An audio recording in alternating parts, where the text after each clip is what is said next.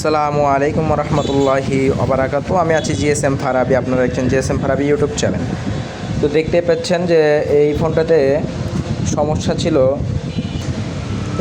সমস্যা ছিল। কাস্টমার ভাই ফোনকে চার্জে দিয়েছে, চার্জে দেওয়ার পরে হঠাৎ দেখে যে ফোনটি আর অন হচ্ছে না। তো আমার কাছে নিয়ে আসার পরে আমি দেখি যে ফোনটি ফুল শর্ট। তো ফুল শর্ট হওয়ার পরে আমি দেখলাম যে এই জায়গা থেকে চার্জিং সেকশনের এই জায়গা থেকে এই ক্যাপাসিটারটা, এই ডায়োডের পাশে যে ক্যাপাসিটারটা আছে এখান থেকে এই ক্যাপাসিটারটা শর্ট হয়েছিল। তো ওইটাকে রিমুভ করার পরে দেখি যে আমি সিরিয়ালে এই ডায়োডটাও শর্ট, এই দুইটা ক্যাপাসিটার সেটাও শর্ট, সব গেলে আমি রিমুভ করলাম, আবার নতুন করে বসানোর পরে দেখলাম যে আমি এখান করার যে ডায়োড, এই ডায়োডটাও শর্ট। ফোন কিন্তু চালু হচ্ছে না এবং ফুল শর্ট কেটে গেছে। এই ক্যাপাসিটারটা তোলার পরে ফোনে আর কোনো প্রকার শর্ট ছিল না এবং এখানে মিটারে কোনো ফুল শর্ট দেখায় না, কিন্তু ক্যাপাসিটার এবং ডায়োডগুলো শর্ট হয়েছিল। মাপ দিয়ে আমি এটা খুঁজে বের করি এবং এই ডায়োডটাও নতুন বসাই এবং তারপরে যখন এই ডায়োডটা বসানো হলো তারপরে দেখি যে এই সিপোটাও শর্ট, মানে সিপো থেকে লাইন আসছে না। পরে সিপুকে রিবোলিং করলাম, এই ডায়োডটা চেঞ্জ করার পরে ফোন ওকে হয়ে গেছে। এই ডায়োডটা লাগানোর পরে ফোন ওকে হয়ে গেছে আলহামদুলিল্লাহ। ওকে হওয়ার পরে আবার অফ হয়ে গেল। অফ হয়ে যাওয়ার পরে আমি দেখলাম যে সিপুতে সমস্যা, সিপুকে রিবোলিং করলাম, ফোন আবার অন হয়ে গেল। অন হওয়ার পরে এখন যেটা সমস্যা ছিল, নেটওয়ার্ক আসে না। তো নেটওয়ার্ক না আসার জন্য আমি ক্রিস্টালকে 5 থেকে 7টা 8টা প্রায় 10টা, মিনিমাম 10টা আমি চেঞ্জ করেছি, কারণ ক্রিস্টাল আমরা জানি যে লাগাতে যে ডেট হয়ে যায়। তো ক্রিস্টাল 10টা চেঞ্জ করেছি।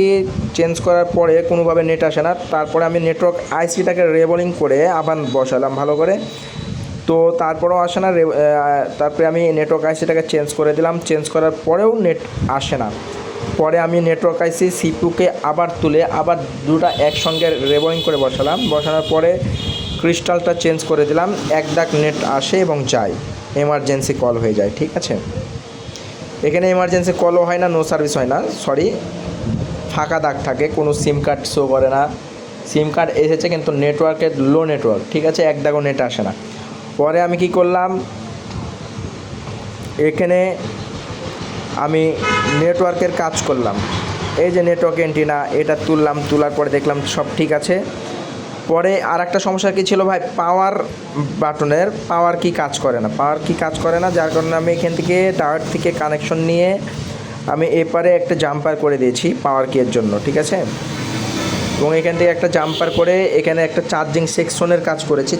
চার্জও হয় না, ফোনটা মূলত ডেড হয়েছিল, চার্জ হয় না এই কারণে। তো পজিটিভ লাইন থেকে নিয়ে আমি এখানে লাগিয়ে দিয়েছি যে চার্জ যেন হয়, এবং এখান থেকে নিয়েছি যাতে ব্যাটারি কানেক্টর এখান থেকে নিয়েছি পজিটিভ থেকে এই ডায়োডের এই প্রান্তে, যাতে ফোনটা অন হয়, পাওয়ার কি কাজ করে। তো কত রকমের সমস্যা ভাই দেখছেন।